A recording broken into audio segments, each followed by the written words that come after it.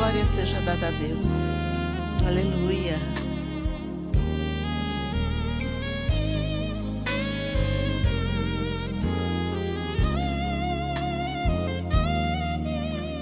Meu Jesus maravilhoso, és minha inspiração a prosseguir. E mesmo quando tudo não vai bem, eu continuo olhando para ti, pois sei que tu tens o melhor para mim.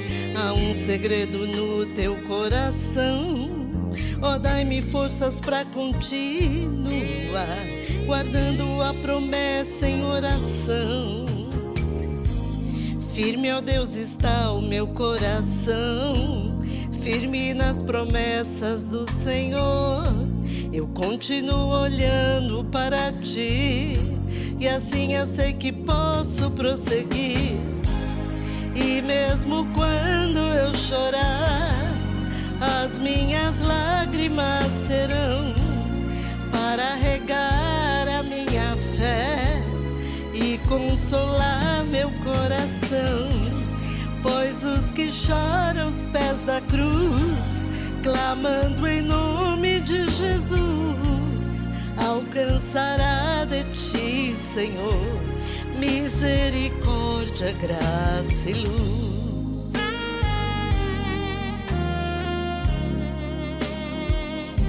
Aleluia.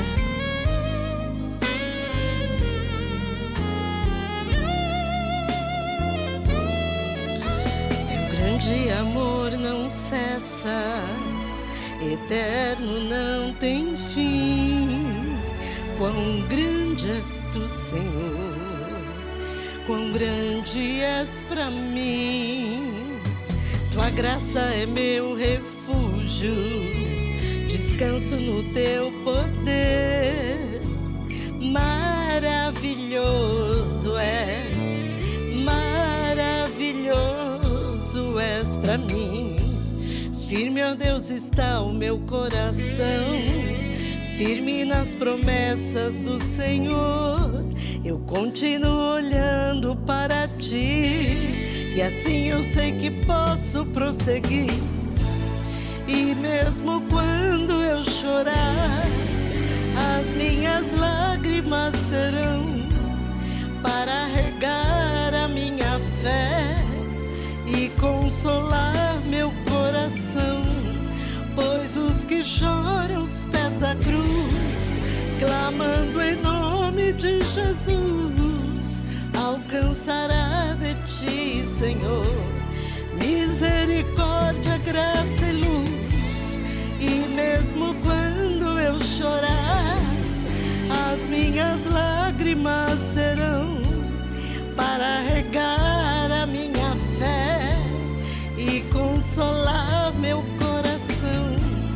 Pois os que choram aos pés da cruz, clamando em nome de Jesus, alcançará de ti, Senhor, misericórdia, graça e luz. Aleluia. Oh, aleluia, Jesus.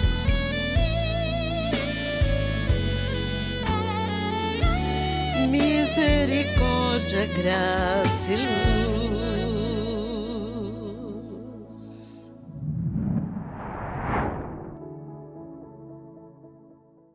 Olá, pessoal, a paz do Senhor a todos. Eu sou a pastora Endy Medrado.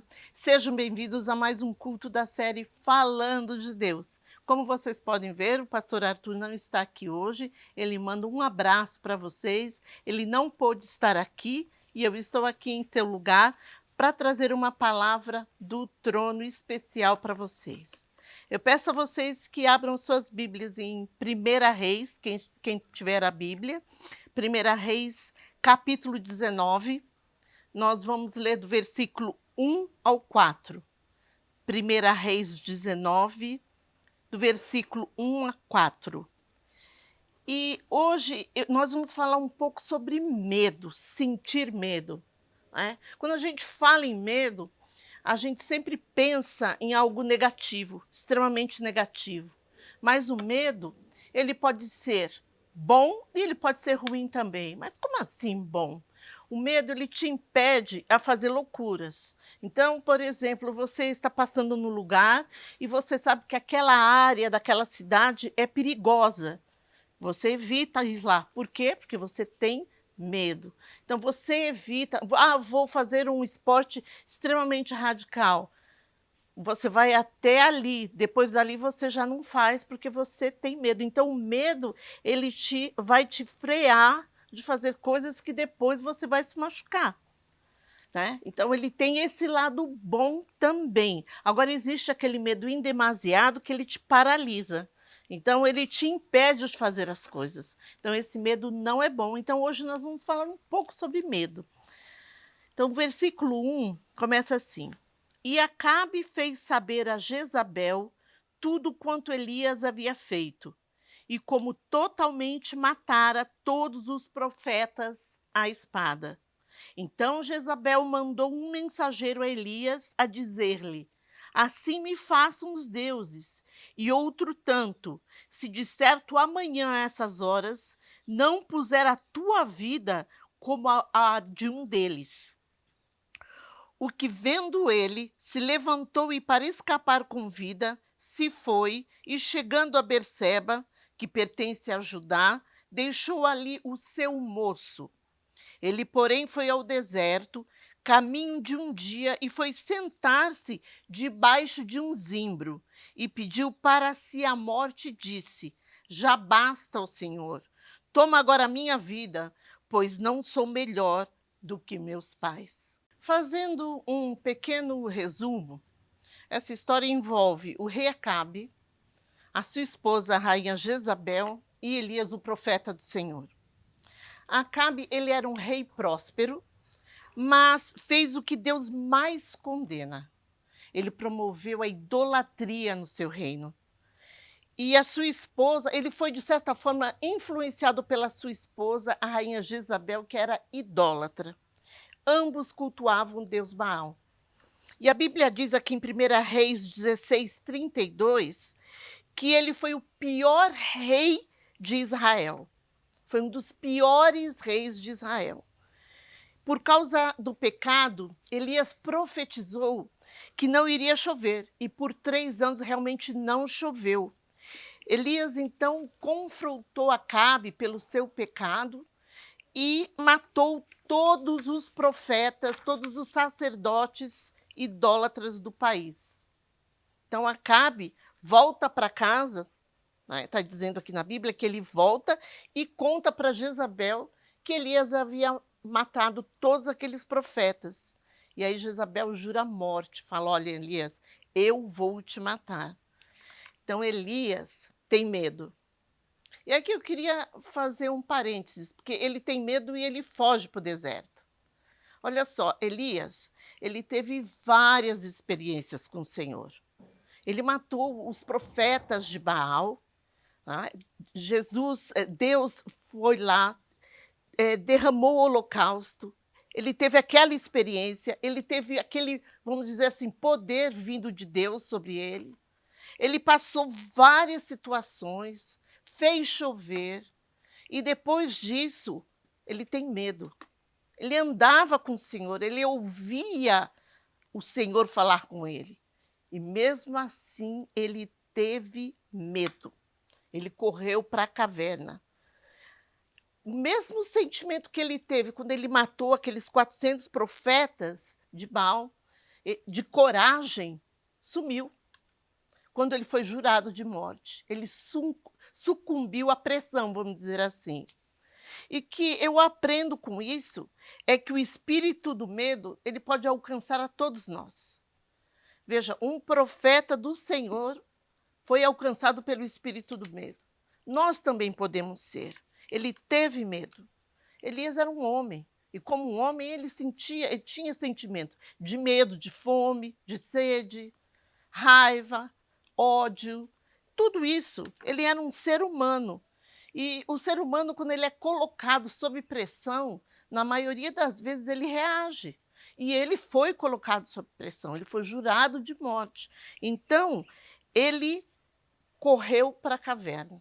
Tem uma frase que eu gosto muito, que eu até anotei aqui, muito interessante, que fala assim, ó: "O medo é como uma amnésia espiritual, pois ele nos faz esquecer de Deus e do que Deus é capaz de fazer em nossas vidas". E é assim mesmo. Nós temos experiências hoje com Deus. Deus faz um milagre, atende a um pedido nosso. Ele faz nos sentir a presença dele, a força que ele tem sobre a nossa vida, como ele é todo poderoso. E nós nos sentimos cheias do Espírito Santo, cheios do Espírito Santo. Sabemos que ele é um Deus poderoso, é um Deus de milagre. Passa alguns dias, nós passamos por uma provação e de repente a gente esquece tudo isso. Aquela pressão vem sobre nós e nos faz esquecer aquele Deus que a gente serve, que é um Deus de milagre, um Deus poderoso, um Deus que tudo pode. E foi o que aconteceu com Elias. Por um momento, ele se esqueceu do Senhor. Ele se esqueceu de tudo aquilo que Deus havia feito em sua vida. Em 2 Timóteo 1,7 diz: porque Deus não nos deu o espírito de temor, mas de fortaleza, de amor e de moderação. Concluímos então aqui, se Deus não nos deu esse espírito de temor, o medo, ele não procede de Deus. Deus não quer que nós tenhamos medo.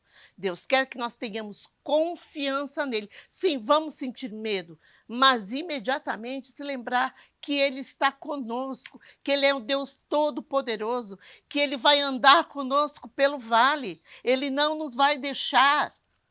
Ele vai estar do nosso lado caminhando. E com esse Deus, com esse único Deus que servimos, nós não podemos sair derrotados. E Elias teve medo. Você sabia que na Bíblia nós encontramos 366 vezes a palavra não temas?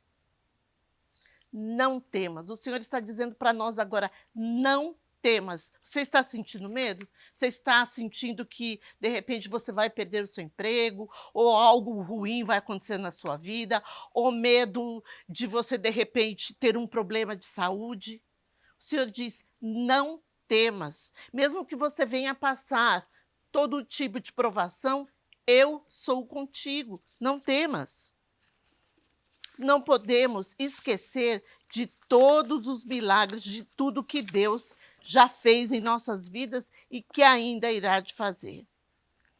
Muitas vezes, irmãos, em nome desse medo, nós abrimos mão de muitas coisas. Nós corremos e nos escondemos. Não queremos encontrar com ninguém. Não queremos falar com ninguém. Sofremos. Eu acho que todos nós já fizemos isso. A gente sofreu tanta opressão, tantos problemas, que a gente não quer falar com ninguém. Fica longe e aí a gente acha que correndo, se escondendo, aquela situação vai passar. Mas aquela situação nos acompanha. O melhor é enfrentar a situação sabendo que Deus é conosco e que Ele vai nos ajudar a passar por essa provação. Não esqueça, o Deus que nós servimos é um Deus poderoso e um Deus de milagre. Elias, um profeta do Senhor, orou pedindo a morte. Aqui no versículo 4. Ele, porém, foi ao deserto, caminho de um dia, e foi sentar-se debaixo de um zimbro, e pediu para si a morte e disse: já basta, Senhor, toma agora a minha vida, pois não sou melhor do que os meus pais. Será que nós somos diferentes de Elias? Será que você já não parou diante de problemas que você não conseguia resolver? Assim, sabe quando acontece um problema atrás do outro e você chega no seu limite? Será que você já não falou para Deus assim: Senhor, estou no meu limite, eu não aguento mais? Já aconteceu? Já aconteceu com você de falar assim: Senhor, eu não consigo mais prosseguir. Eu não tenho forças mais. Eu não tenho lágrimas mais. E o Senhor manda te dizer: eu sou contigo, não desista, prossiga, não se esconda, saia dessa caverna, não se esconda, não desista, eu caminho contigo. No versículo 5 diz assim, ó: e deitou-se Elias, e deitou-se e dormiu debaixo do zimbro, uma árvore. E eis que então um anjo o tocou e lhe disse: levanta-te, come. E olhou, e eis que à sua cabeceira estava um pão cozido sobre as brasas, e uma botija de água, e comeu, e bebeu, e tornou-se a sentar. Ele estava no seu limite, ele estava na caverna, ele estava sem comer, sem beber. Ele meio que já tinha se entregue àquele problema. Ele tinha desistido, vou morrer aqui. E o Senhor, é interessante a gente perceber que o Senhor mandou um pão e água para ele. Não mandou um banquete, mandou um pão e água. Muitas vezes nós estamos no nosso limite. E a gente fala para Deus: eu não aguento mais. E Deus manda somente um pãozinho e uma água. Aí você fala: isso não vai ser suficiente para mim. Daqui a pouco eu vou estar com o mesmo problema. Daqui a pouco eu vou estar desistindo. Daqui a pouco eu vou estar desesperado. Mas o Senhor manda te dizer: esse pão que eu te mando e essa água vai ser suficiente para você andar e prosseguir. Você não vai precisar de ajuda de ninguém. Eu sou o suficiente na sua vida. Eu coloco por terra hoje medo, desânimo, desencorajamento, desejo de ficar sozinho, depressão, vontade de desistir, vontade de morrer, frieza, apatia. O Senhor quer colocar por terra em nome de Jesus na sua vida. Hoje, Ele quer dizer para você: eu sou contigo. Esse pão e essa água que você está recebendo vai ser suficiente para você andar, para você continuar. Não desista. Deus não desamparou Elias. Mesmo Elias com medo, querendo desistir, fugindo, pedindo a morte, Deus estava cuidando dele. Deus não deixou ele na caverna sozinho, chorando. Deus não vai te deixar nessa caverna. Deus não vai te deixar nesse quarto, chorando sozinho. Ele não desiste de você.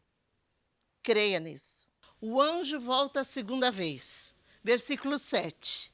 E o anjo do Senhor tornou segunda vez e o tocou e disse: levanta-te e come, porque te será muito longo o caminho. Levantou-se, pois, e comeu e bebeu, e com a força daquela comida, caminhou 40 dias e 40 noites até Horebe, o monte de Deus. E ali entrou numa caverna e passou ali a noite. E eis que a palavra do Senhor veio a ele e lhe disse: que fazes aqui, Elias?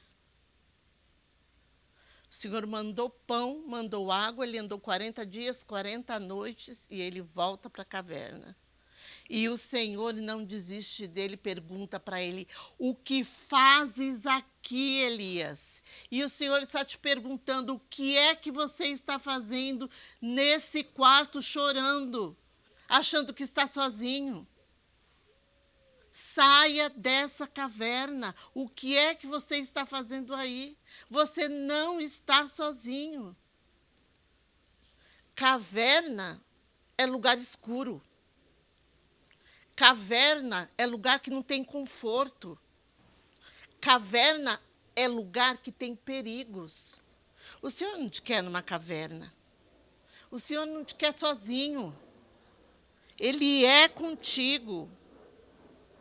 Não se esconda como Elias fez, porque o Senhor vai te achar e vai falar o que é que você está fazendo aí.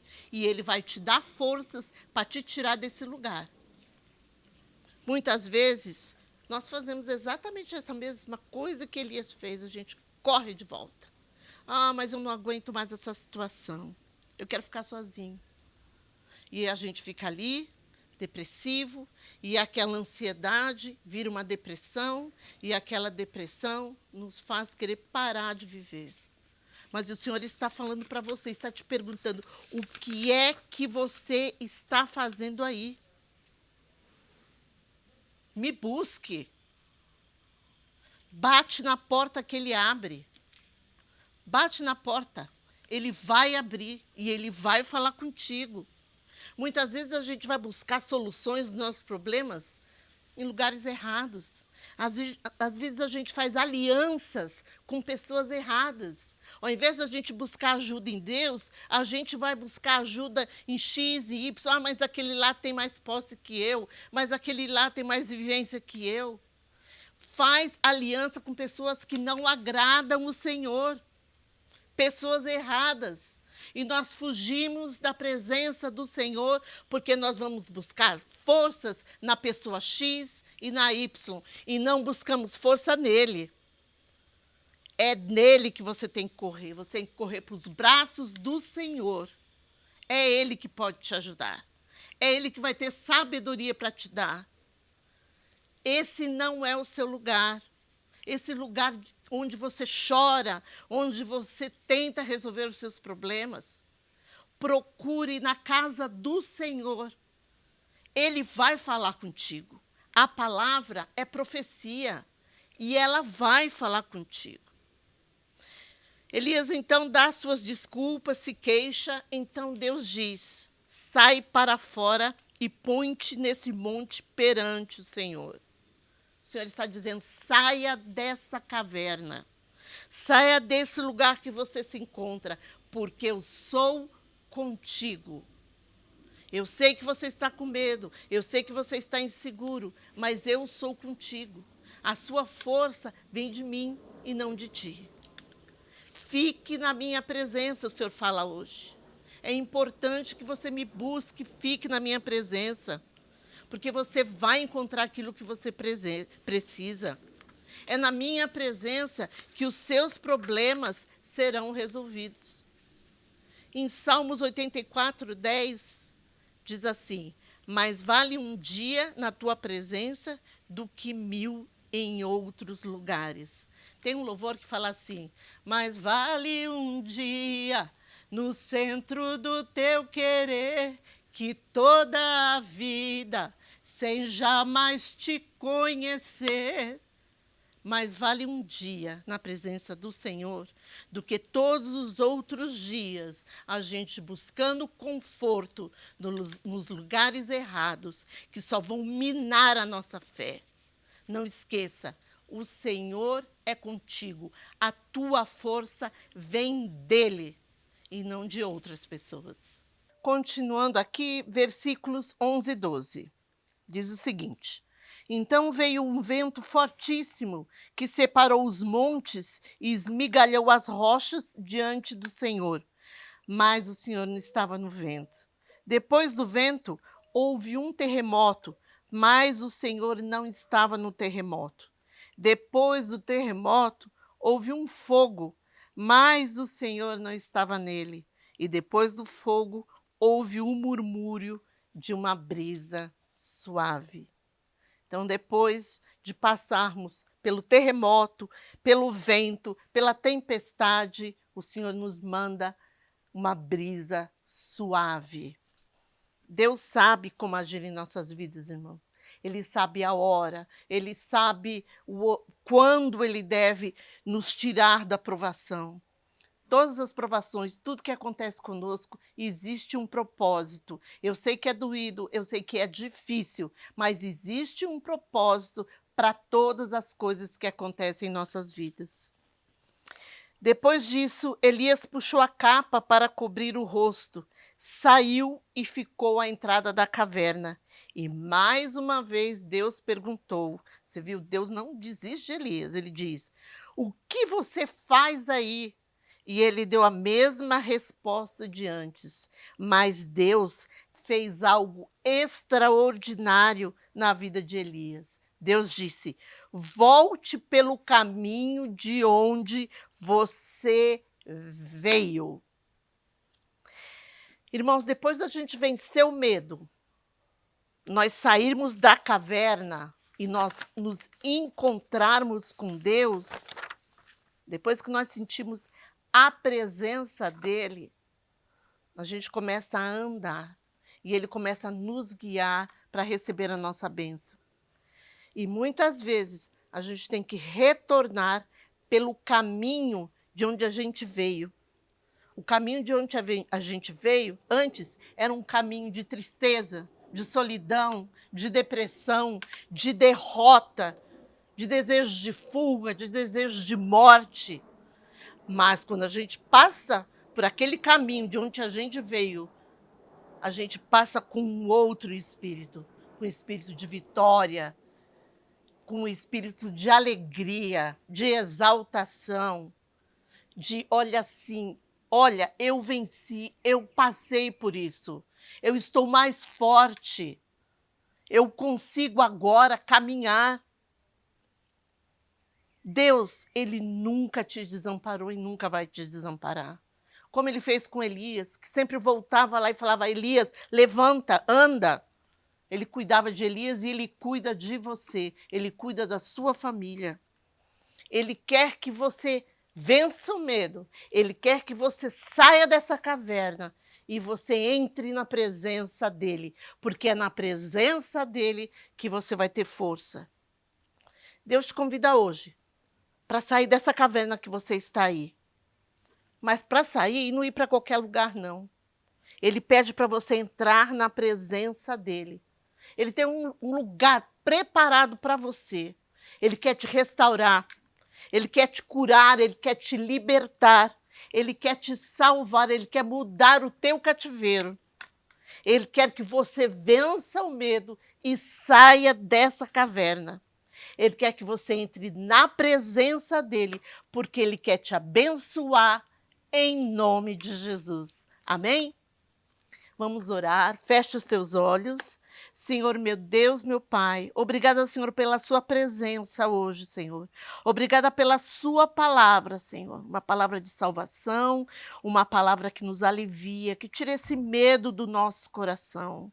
Ô, Senhor, muito obrigada por estar em nossas vidas. Obrigada por não desistir de nós. Obrigada por o Senhor fazer como Elias. O Senhor não nos deixou ficar na caverna. Senhor, aqueles que estão na caverna e que não têm forças para sair, Senhor, visita agora em nome de Jesus. Dá forças para que eles possam caminhar, dá pão, dá água para que eles possam sair dessa caverna, Senhor, e que eles possam entrar na sua presença, em nome de Jesus. Amém e amém.